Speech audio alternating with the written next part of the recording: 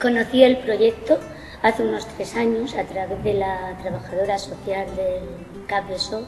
Me explicó que se estaba formando en el barrio un grupo de voluntarios para acompañar a mayores, entre otras cosas.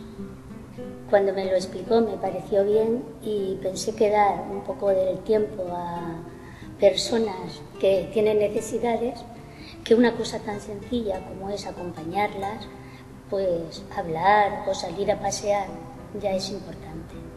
Me habla de cosas antiguas, de España, que cosas que nunca yo lo he escuchado, nunca sabía. Mira, ni me ha contado ni mi marido ni niños que están estudiando, pero con ella sí, me aprendió muchas cosas.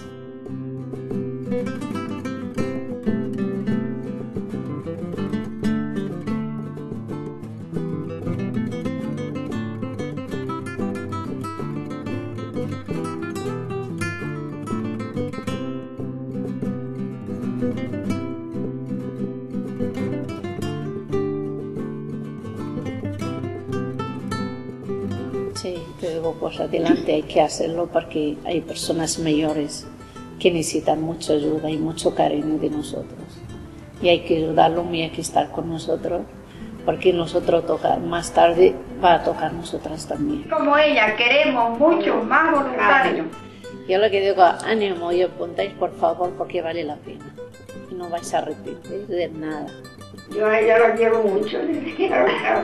Claro, y así que se anoten y hagan voluntariado porque es lo más bonito y hermoso, ¿no?